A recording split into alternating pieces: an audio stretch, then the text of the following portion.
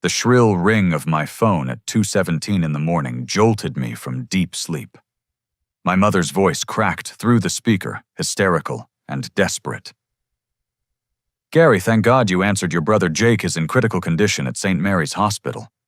He had a terrible motorcycle accident and needs emergency surgery right now. We need $20,000 immediately or he'll suffer through the night and get stuck with all the medical bills. Please, you have to help us." I rubbed my eyes, still groggy, as she continued sobbing.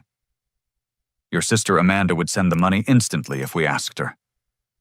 Those words hit like a slap. "Call your precious daughter," I replied coldly, then hung up and went back to sleep. Sleep didn't come easily after that call. Lying in the darkness of my Denver apartment, memories flooded back like unwelcome visitors. Growing up in our suburban Colorado home, I was always the afterthought, the one who didn't quite measure up to my siblings' supposed brilliance. Jake, 3 years younger, could do no wrong in my parents' eyes. When he crashed Dad's car at 16, they bought him a brand new motorcycle for his birthday 2 weeks later. Amanda, my older sister by 4 years, received a fairy tale wedding that cost my parents $35,000, complete with destination bachelor party in Cabo. Meanwhile, when I graduated valedictorian from high school, my parents skipped the ceremony to attend Jake's Little League championship game. When I needed help with college loans, Dad said character was built through struggle and hard work. I worked 3 jobs to pay for my computer science degree while watching my parents hand Jake cash whenever he asked. The favoritism wasn't subtle. It was blatant and cruel. My ex-wife, Sarah, used to witness these family dynamics during our 5-year marriage. She watched my mother criticize everything from my career choices to my haircut, while praising Jake's latest get-rich-quick scheme. During our wedding planning, my parents contributed $500 while constantly mentioning how much more they'd spent on Amanda's celebration. Sarah finally exploded during one family dinner when my father interrupted my promotion announcement to brag about Jake's new bartending job. The tension from my family's treatment contributed significantly to our divorce 2 years ago. Now I have Lisa, my girlfriend of 18 months, who supports my decision to maintain boundaries with my family. She's witnessed enough phone calls and guilt trips to understand why I've distanced myself. Lisa works as a veterinarian and has her own healthy family relationships, which makes the contrast with mine even starker. She's encouraged me to stand firm against their manipulation, though she doesn't fully grasp the depths of emotional abuse I endured growing up. The irony of my mother's words stung deeply. Amanda, the precious daughter who borrowed $15,000 from me for her house down payment 5 years ago and never repaid a cent. The same Amanda who convinced me to co-sign her car loan, then defaulted, leaving me responsible for payments on a vehicle I'd never driven. Yet somehow I was always painted as the selfish one for setting boundaries around money and respect. As I stared at my ceiling, something nagged at me about the call. My mother's story felt rehearsed, like she'd practiced the words. Jake owned a motorcycle, sure, but he'd been posting on social media just yesterday about his weekend plans. I grabbed my phone and checked Instagram. There was Jake at a casino wearing a designer jacket I'd never seen, flashing expensive jewelry and grinning next to slot machines. The timestamp showed 11:47 p.m., just over 2 hours before my mother's frantic call about his supposed accident. My stomach dropped as pieces clicked together. Jake looked perfectly fine in those photos, healthy and clearly enjoying himself with money he shouldn't have had. The expensive clothes, the jewelry, the confident smile of someone who'd just won big. None of this matched my mother's desperate story about emergency surgery and mounting medical bills. Something was very wrong with this picture, and my instinct screamed that I'd just dodged a carefully orchestrated manipulation. My phone buzzed at 7:30 the next morning. Amanda's name flashed on the screen, and I braced myself for the verbal assault that was surely coming. I answered on the 4th ring. "You heartless bastard," she screamed before I could say hello. "How could you abandon Jake when he needed you most? I had to send the $20,000 myself because you were too selfish to help your own brother. I sat up in bed, instantly alert. Wait, you already sent the money? Of course I did. Unlike some people, I actually care about family. But I need you to reimburse me half. $10,000, Gary. I shouldn't have to carry this entire burden alone. Her words confirmed my suspicions from the night before. Amanda, what hospital is Jake at exactly? St. Mary's, obviously. Mom told you that. Which St. Mary's? There are 3 in Denver. A pause. The main one, downtown.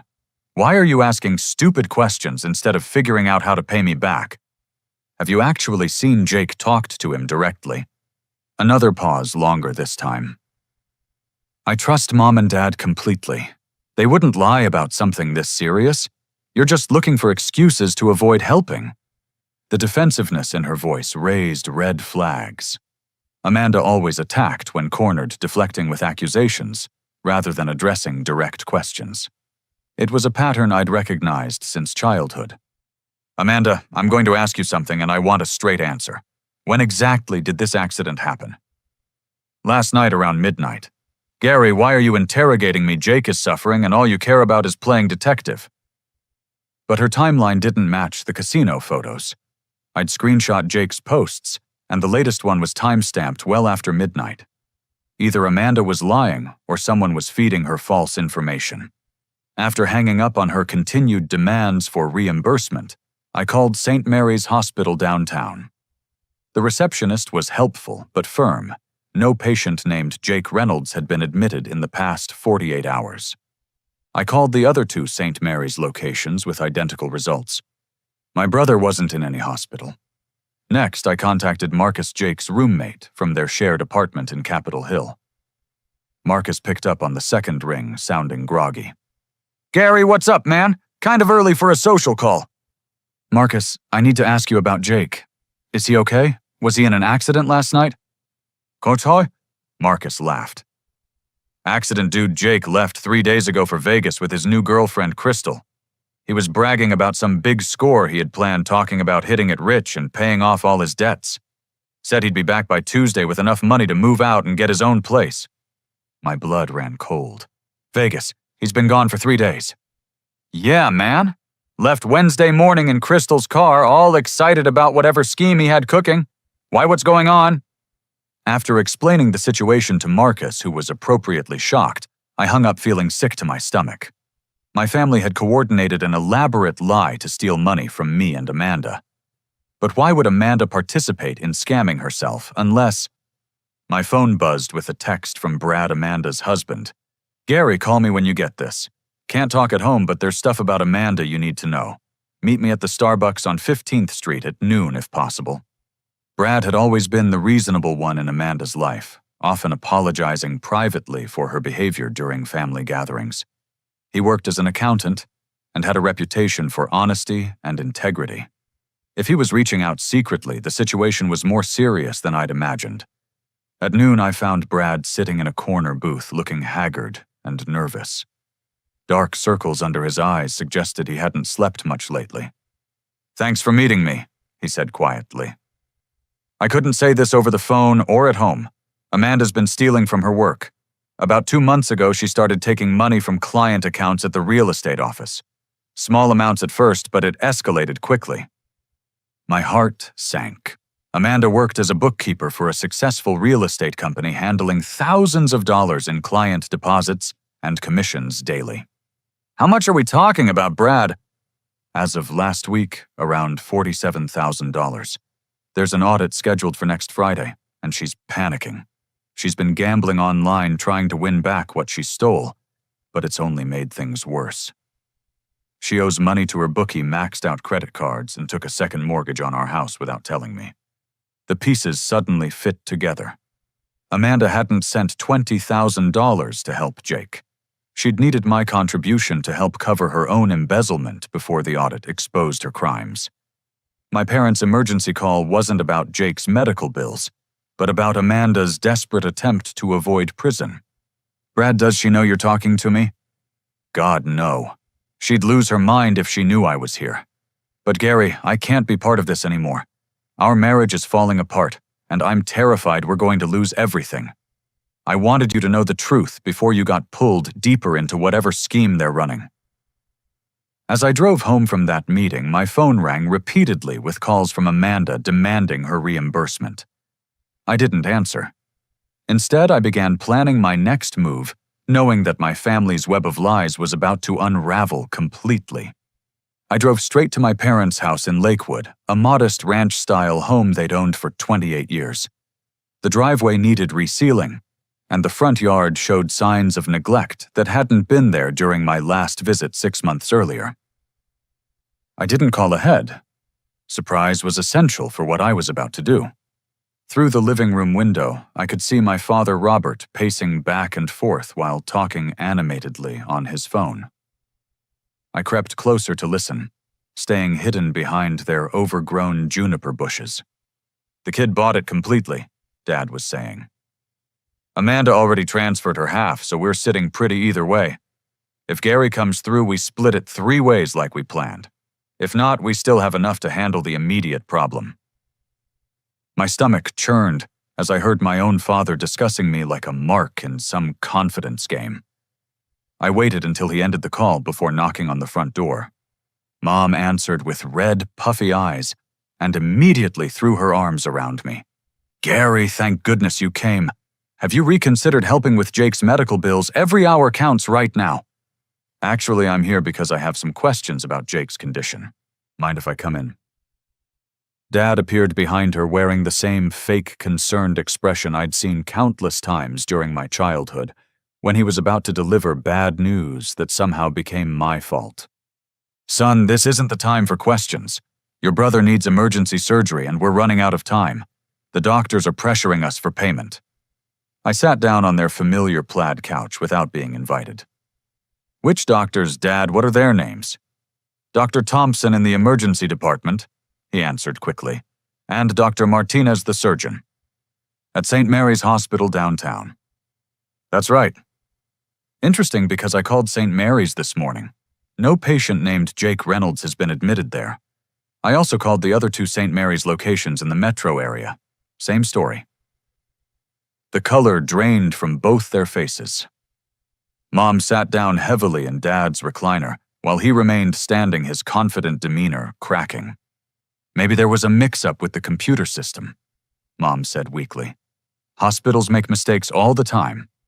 "Mom, I also talked to Marcus, Jake's roommate. Jake left for Las Vegas 3 days ago with his girlfriend. He's not in any hospital." Dad's jaw clenched, a telltale sign that his temper was rising. Marcus is confused. Jake told him he was going somewhere else to throw people off the trail.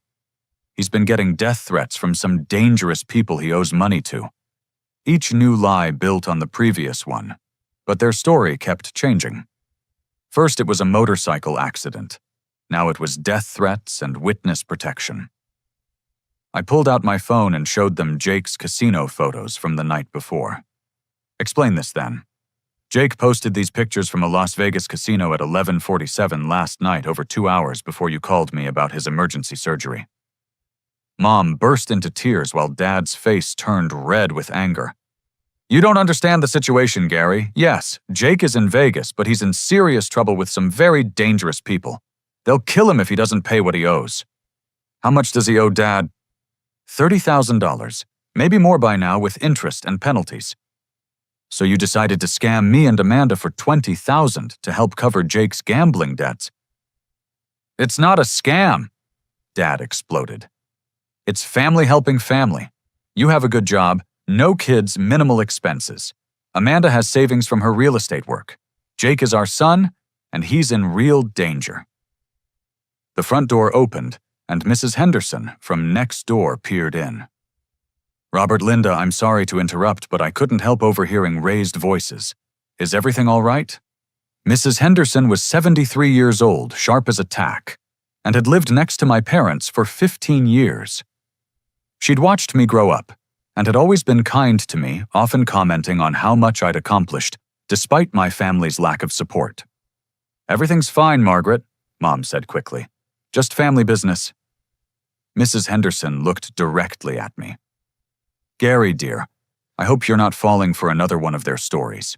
Your parents have been telling people different tales about needing money for months now. First it was roof repairs, then medical bills for your mother's supposed cancer treatment, then something about legal fees for a lawsuit. My parents looked mortified as Mrs. Henderson continued. They borrowed $5,000 from the Johnsons across the street for emergency home repairs that never happened. The Malloys loaned them $3,000 for your mother's surgery that she clearly never had. Poor Mrs. Chen gave them $1,500 after they claimed their car had been totaled. The scope of their deception was staggering. My parents had been systematically defrauding their neighbors and friends, spinning different sob stories to extract money from anyone willing to listen. Mrs. Henderson? I said carefully, "How long has this been going on?" "At least 6 months, probably longer. I started keeping track after they approached me with their first story about needing help with property taxes. When the same bills kept arriving in their mailbox weeks later, I realized they'd lied." After Mrs. Henderson left, I confronted my parents directly. "How many people have you stolen from?" "We haven't stolen anything," Dad insisted. "We've asked family and friends for temporary help during difficult times." "Totonafarum." "Temporary, have you paid anyone back?" Silence filled the room. Mom stared at her hands while Dad's face cycled through anger, shame, and defiance. "Dad, I need to check something. Where do you keep your financial documents?" "That's none of your business, Gary." But I was already heading toward their bedroom where they'd always kept important papers in Dad's old filing cabinet.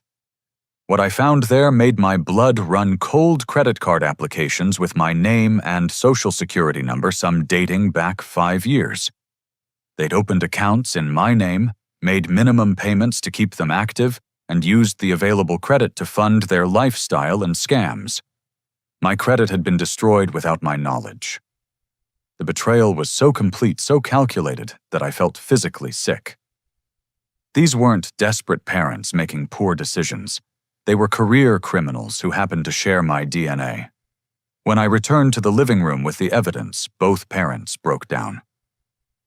Mom sobbed uncontrollably while Dad finally admitted the truth. They'd been running these scams for years, using the money to maintain their standard of living after Dad lost his sales job 3 years earlier. Jake's gambling debts were real, but the hospital emergency was completely fabricated to manipulate Amanda and me into providing quick cash. The phone call I'd overheard hadn't been about splitting money 3 ways among family members. It was Dad coordinating with Jake about how to divide the proceeds from their latest con game with Amanda and me as the unwitting victims. As I left their house that afternoon, I realized my family wasn't just dysfunctional. They were actively criminal. The 2:17 a.m. phone call had been the final straw in a pattern of abuse that stretched back decades. For the first time in my life, I felt completely free from any obligation to protect people who saw me only as a source of money to steal. Finding Jake in Las Vegas required some detective work, but Crystal's social media accounts provided enough clues to track them down. She'd been posting photos from various casinos, and her most recent check-in was at the Flamingo Hotel. I called their front desk and confirmed that Jake Reynolds was registered as a guest. When Jake answered his room phone, his voice sounded strained and exhausted, a far cry from the confident tone in his social media posts.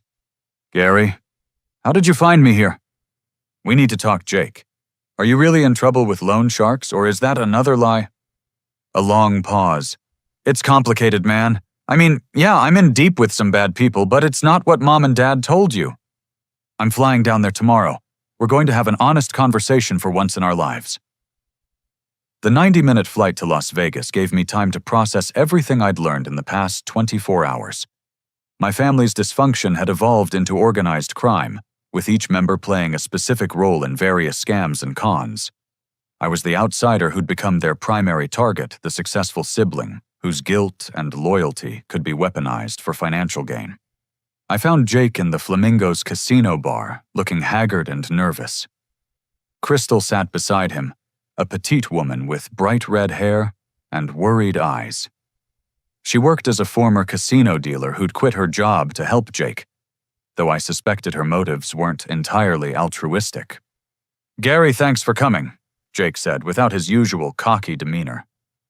"I know this looks bad, but I need you to understand what really happened."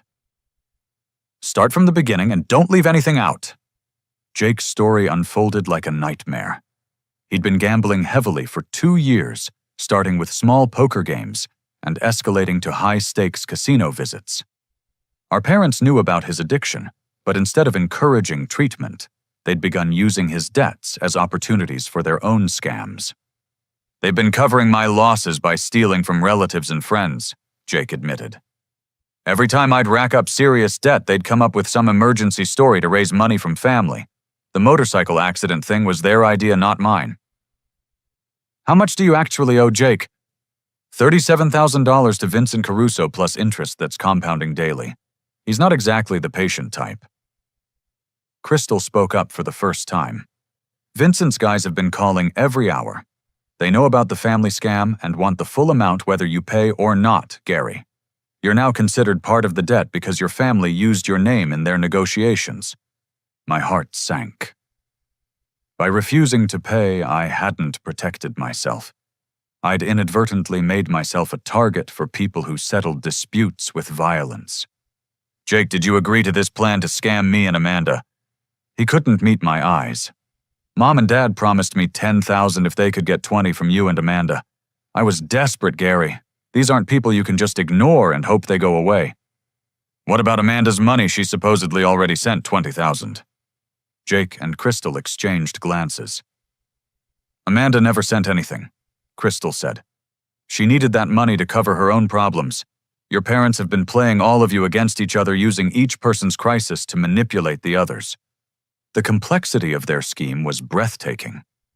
My parents had convinced Amanda that Jake was dying, and she needed to help while simultaneously telling Jake that Amanda had already contributed and pressuring me to match her supposed generosity.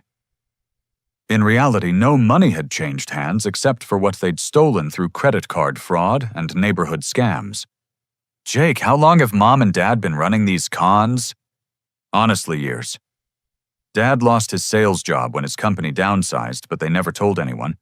They've been living off credit cards, reverse mortgages, and whatever they can scam from family and friends. My gambling debts just gave them a more urgent story to tell." A man in an expensive suit approached our table, and Jake's face went pale. Vincent Caruso was younger than I'd expected, maybe 35, with the kind of calm demeanor that suggested violence was just another business tool. "Jake, I thought we agreed you'd have progress to report by now." "Mr. Caruso, this is my brother Gary. He's here to help work something out." Vincent studied me carefully. "Your family has been very creative with payment plans, Mr. Reynolds. Unfortunately, creativity doesn't pay interest on outstanding debts." "How much does my brother actually owe you?" I asked directly. "As of this morning, $41,750. That number increases by roughly $200 per day." "And what's my involvement in this debt?" "Your parents contacted my associates claiming you were good for any shortfall in their payment plan. That makes you a guarantor in our books regardless of whether you agreed to that arrangement." The restaurant suddenly felt very small. Vincent wasn't making threats. He was simply explaining business terms with the casual tone of someone discussing weather. Crystal grabbed my hand under the table, and I could feel her trembling. "Mr. Caruso, I had no knowledge of my family's agreement, and no intention of guaranteeing anyone's gambling debts. I appreciate your position, Mr. Reynolds, but intentions don't alter contractual obligations. Your family owes money, and they've represented you as a willing participant in repayment. We'll need to see significant progress within the next 48 hours. After Vincent left, Jake broke down completely. "Gary, I'm sorry. I never wanted you to get pulled into this mess, but I was scared and desperate. These people don't negotiate or grant extensions. They collect what they're owed, period." Looking at my younger brother, I saw not the spoiled golden child from our childhood, but a broken man whose addiction had spiraled beyond his control.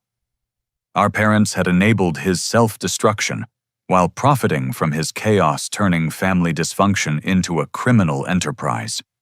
But I also realized that helping Jake pay his debts would only enable the cycle to continue. Someone had to break the pattern of manipulation and consequences, even if that meant allowing my brother to face the full weight of his choices.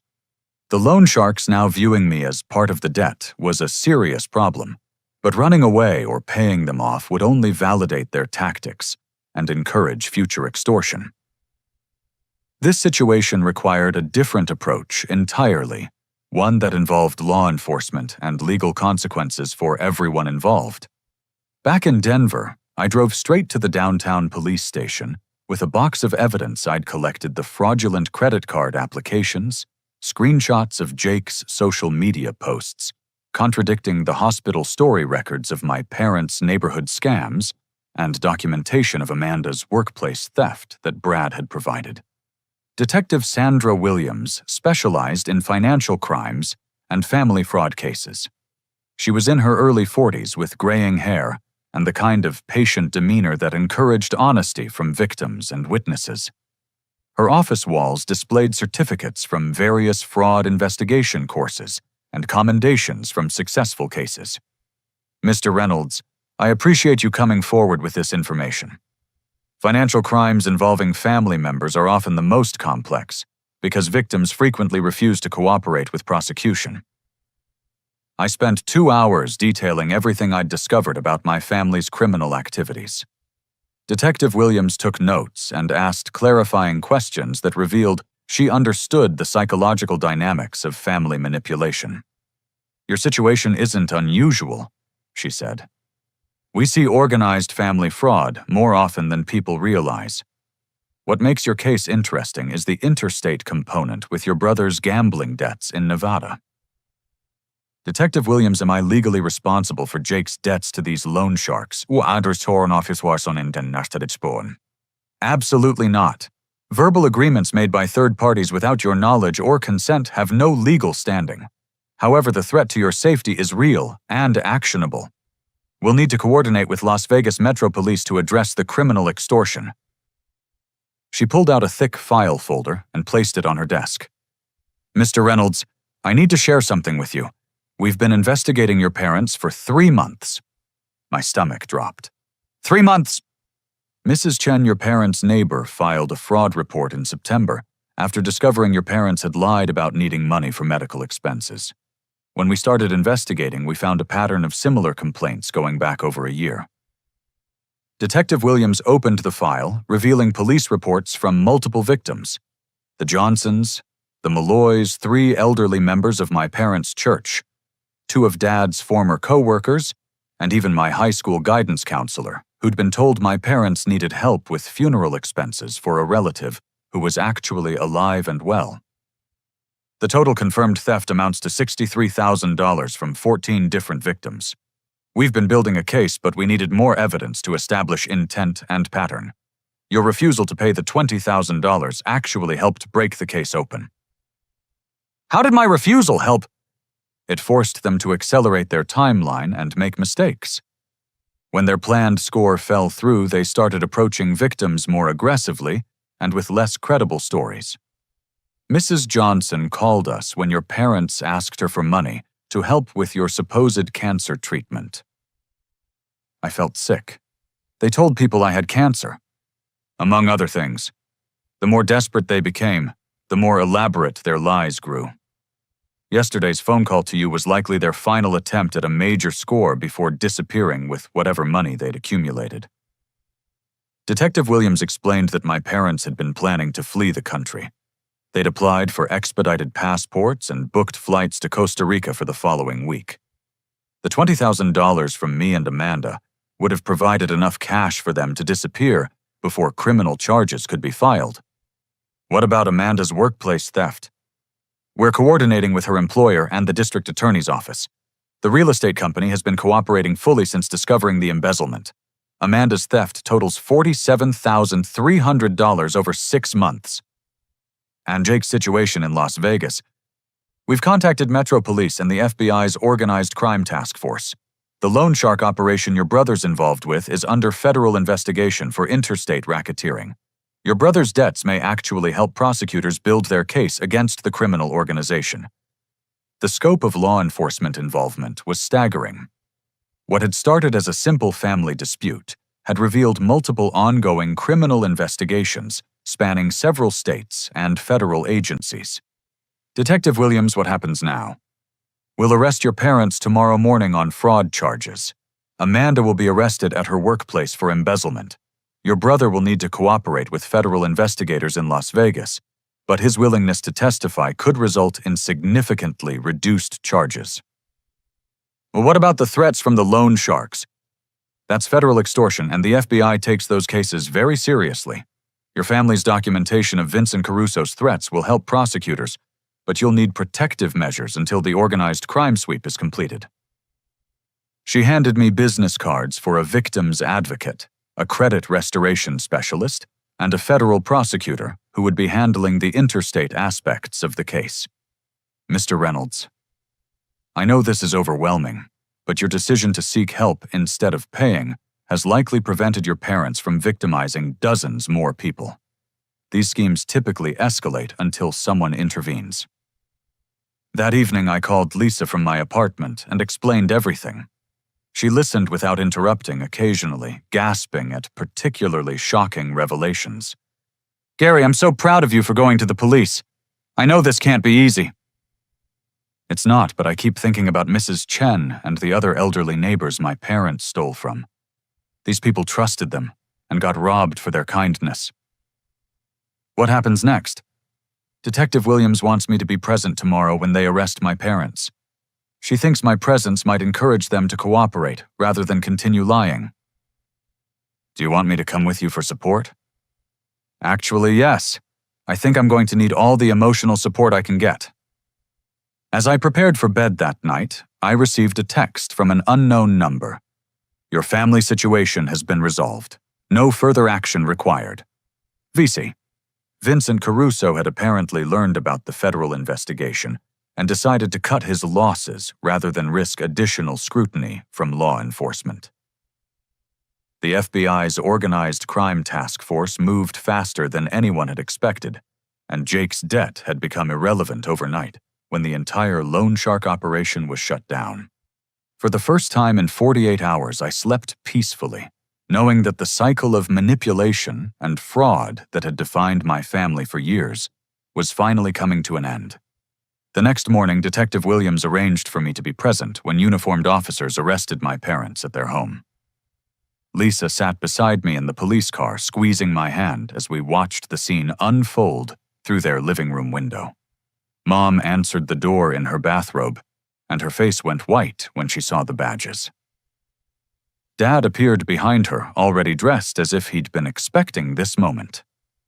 The officers read them their rights with professional efficiency, while neighbors gathered on their front lawns to witness the spectacle. Inside the police station, Detective Williams led my parents to separate interrogation rooms. She asked me to wait in the observation area, where I could watch through one-way glass as they were questioned.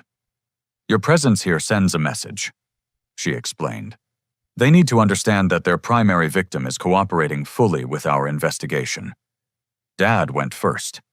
He maintained his innocent act for exactly 12 minutes before the weight of evidence broke his resolve. When Detective Williams presented bank records showing the money trail from various scams, he finally admitted to borrowing money from neighbors and friends during financial difficulties. Mr. Reynolds' borrowing implies intention to repay. Can you document any instance where you returned money to these victims? We were planning to pay everyone back once our situation improved. Your situation was improving through additional fraud, not legitimate income. You've been unemployed for 3 years but told victims you needed short-term help with temporary setbacks. I've been looking for work. The job market is terrible for people my age. Detective Williams placed photos of passport applications on the table.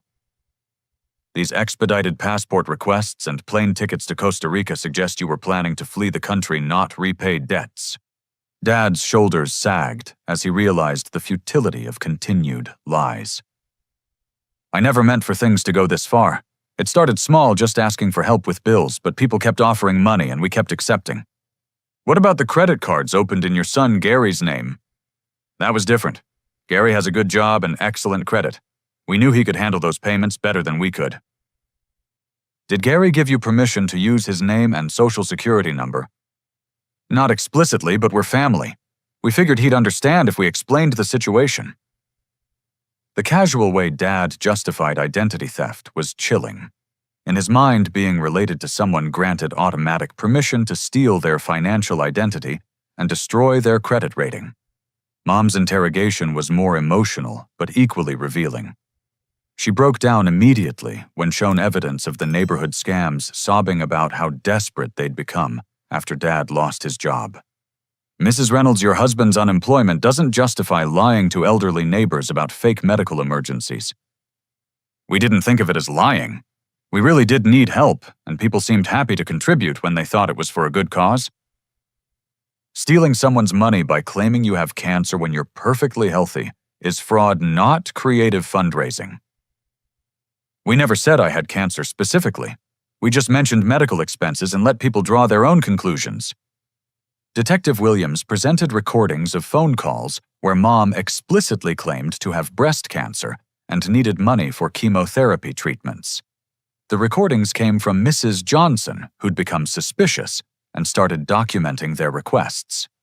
Mrs. Reynolds, this is your voice telling Mrs. Johnson that you're starting chemotherapy next week and need help with medication costs. Mom's face crumpled as she listened to her own lies played back in the sterile police interview room. I was scared. We were about to lose the house and Gary wouldn't help us. Amanda has her own problems and Jake owes money to dangerous people.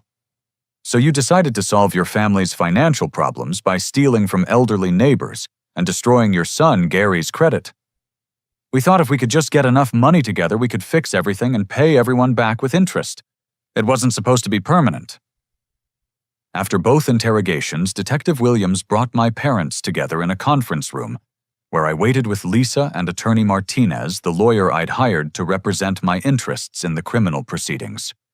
When my parents saw me, Mom immediately burst into tears and reached for me. Gary, thank God you're here. Please tell them this is all a misunderstanding. We're family and families help each other through difficult times. I stayed seated, making no move to comfort her. Mom, you stole my identity and destroyed my credit rating. You lied to neighbors about having cancer. You coordinated with Jake to scam money from me and Amanda by claiming he was dying in a hospital. That's not family helping family, that's organized criminal fraud. Dad tried his usual intimidation tactics. Gary, if you cooperate with these charges against your own parents, don't expect to be welcome in this family anymore. I haven't been welcome in this family for 28 years, Dad. The only difference now is that I'm finally admitting it. Detective Williams placed a comprehensive plea agreement on the table. Mr. and Mrs. Reynolds, the district attorney, is prepared to offer reduced sentences in exchange for full cooperation with our investigation and complete restitution to all victims. What does that mean exactly? Dad asked. Guilty pleas to multiple fraud charges, 5 years probation instead of prison time, and a payment plan to repay the $63,000 stolen from neighbors plus $24,000 in damages to your son's credit rating. Attorney Martinez leaned forward. My client Gary Reynolds will also be filing civil suits for identity theft, credit damage, and emotional distress. Those proceedings are separate from criminal charges. Mom looked desperately between me and the detective. Gary, you can't let them put us in prison. We're your parents. You stopped being my parents the moment you decided to treat me like a victim instead of a son. Dad tried one final manipulation. Gary, think about what this will do to the family reputation. Amanda's kids will suffer if their grandparents have criminal records. Amanda's kids will suffer more if their mother goes to prison for embezzlement and their uncle gets killed by loan sharks. Someone has to break this cycle of crime and manipulation. The plea negotiations continued for 3 hours. Both parents eventually agreed to cooperate fully with the investigation, including providing complete financial records and victim lists. They would plead guilty to organized fraud charges, serve no jail time in exchange for 5 years supervised probation, and begin immediate restitution payments. One more thing. Detective Williams said.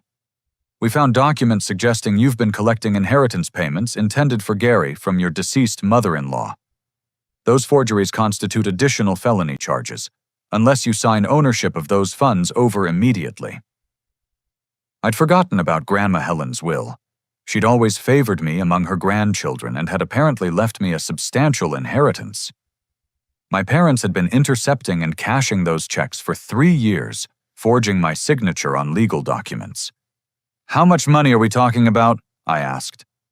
Detective Williams consulted her notes.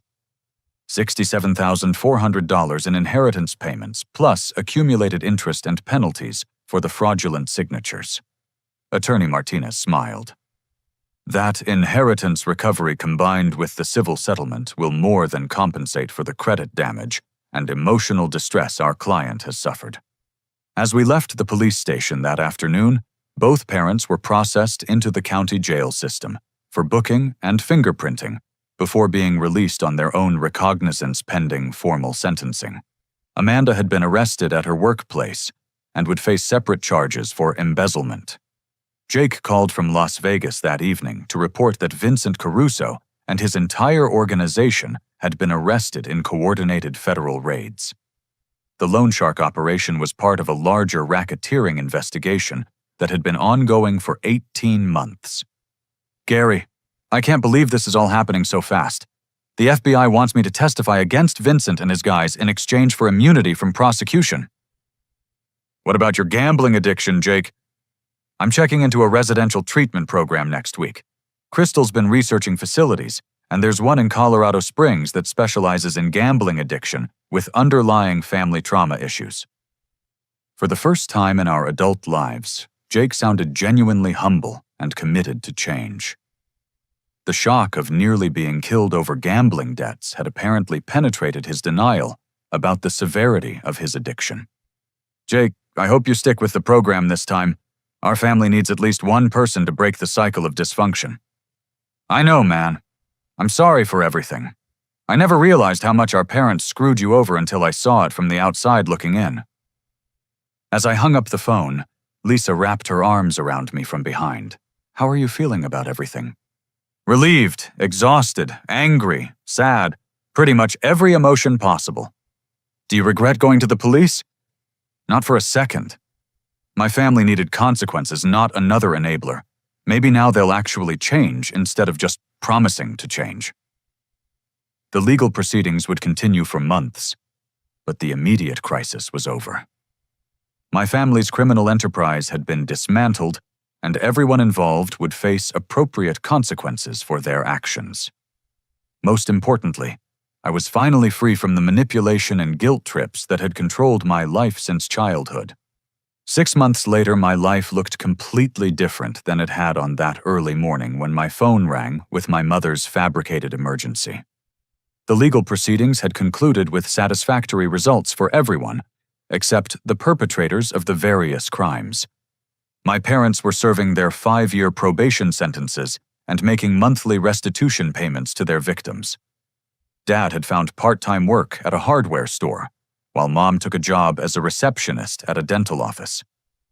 They'd moved from their house to a small apartment in Thornton, downsizing their lifestyle to match their legitimate income for the first time in years. Amanda completed a plea agreement that included full restitution to her employer, 18 months of supervised probation, and mandatory participation in a gambling addiction treatment program. Her marriage to Brad survived the crisis, strengthened by her commitment to honesty and recovery. She'd written me a heartfelt letter of apology, acknowledging years of participation in family manipulation and expressing genuine remorse for her actions. Jake successfully completed his 90-day residential treatment program at the Colorado Springs facility and had been clean from gambling for 4 months. He found work as a server at a restaurant in Boulder and was slowly rebuilding his life without the constant drama and schemes that had defined his previous existence. Most importantly, he'd cut off contact with enablers and gambling associates, focusing instead on developing healthy relationships and coping strategies. My credit score had been fully restored thanks to the identity theft protections, and the recovered inheritance money from Grandma Helen. The financial compensation from civil settlements against my family exceeded $112,000, which I'd invested in a diversified portfolio recommended by a financial advisor who specialized in fraud recovery cases. Lisa and I had grown closer through the crisis, and her unwavering support during the darkest moments had convinced me that she was someone I wanted to build a future with. We'd moved in together, and I'd started shopping for engagement rings, planning a proposal for Christmas morning. The most unexpected development was my involvement with a support group for family fraud victims. Detective Williams had connected me with an organization that helped people who'd been financially abused by relatives, and I'd discovered that my story wasn't unique. Hundreds of families across Colorado dealt with similar patterns of manipulation, theft, and emotional blackmail disguised as love and loyalty. I began speaking at their monthly meetings, sharing my experience, and encouraging other victims to set boundaries and seek help. Many people struggled with the guilt of potentially sending family members to prison, and I could relate to those feelings while explaining why accountability was essential for everyone's healing. The hardest lesson I learned, I told a room full of fraud victims last month, is that enabling destructive behavior isn't love. It's cowardice disguised as loyalty.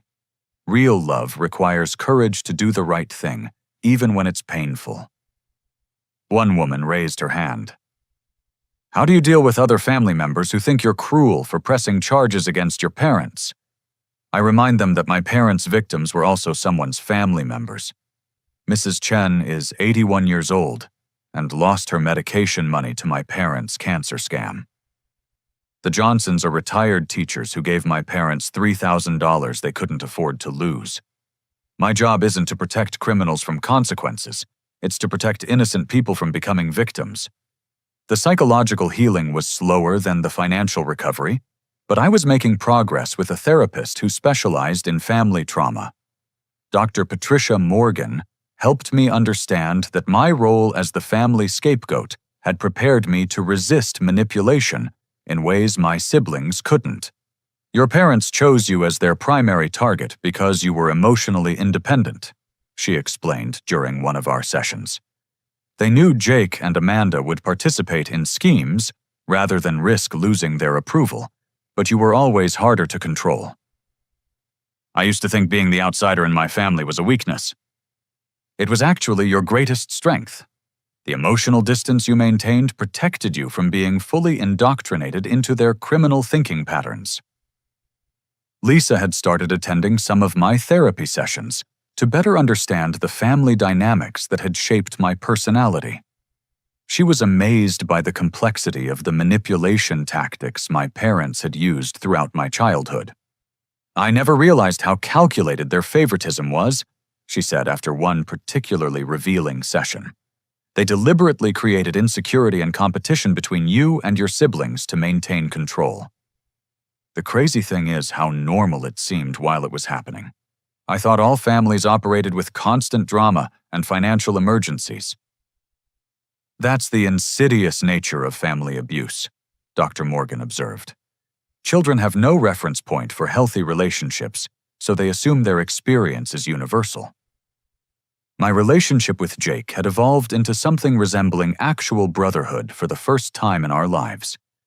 He called regularly to share updates about his recovery and ask for advice about rebuilding his life. The dynamic between us was completely different without our parents orchestrating competition and resentment. "Gary, I need to ask you something," he said during one of our phone conversations.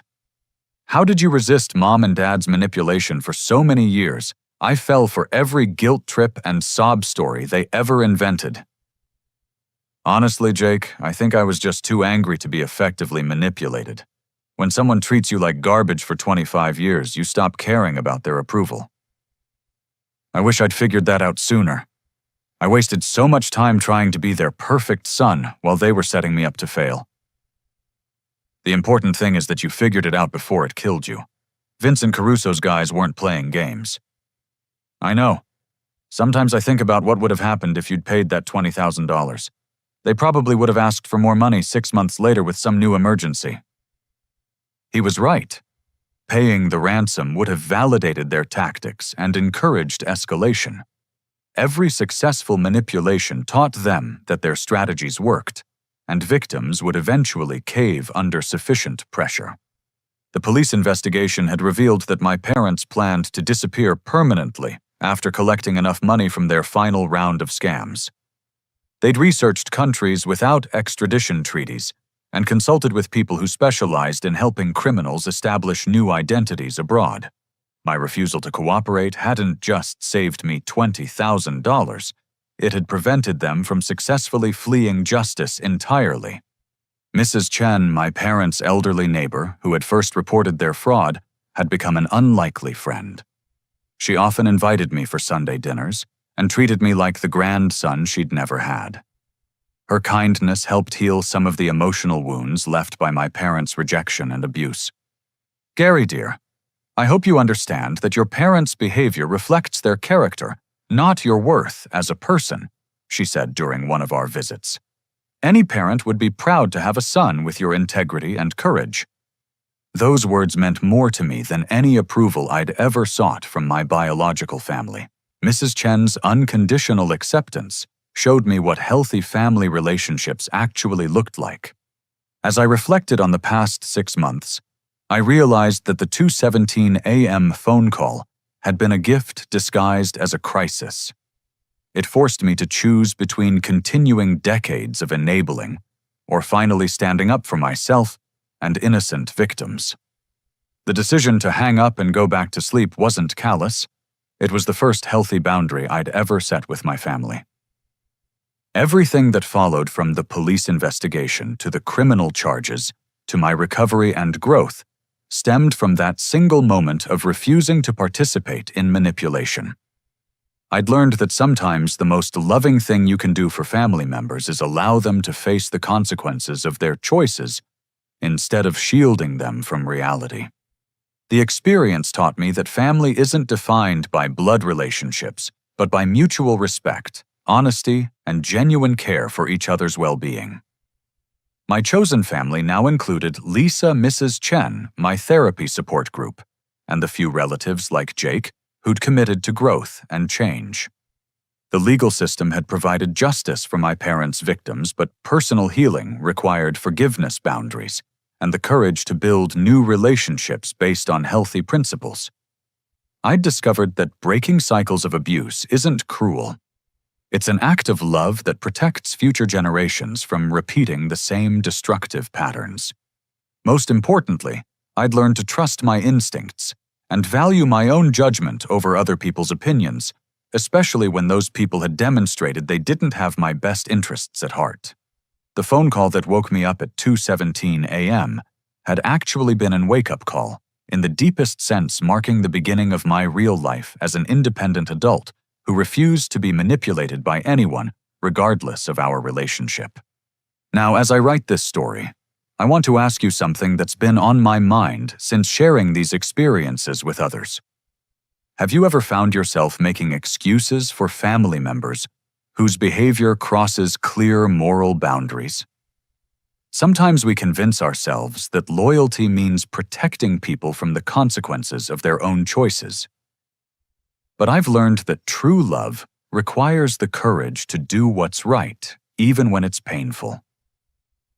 What's your experience with setting boundaries in difficult family relationships? I'd love to hear your thoughts in the comments below. If this story resonated with you or helped you see your own family dynamics from a different perspective, please like this video and consider subscribing for more content about overcoming family dysfunction and building healthier relationships. Sharing this video might also help someone in your life who's struggling with similar manipulation or abuse. Thank you for listening to my story and allowing me to share what I've learned about the difference between enabling and loving. I hope it encourages you to trust your instincts, set healthy boundaries, and never apologize for protecting yourself and others from people who see kindness as weakness to exploit. Take care of yourselves, and remember that you deserve relationships built on respect and genuine care.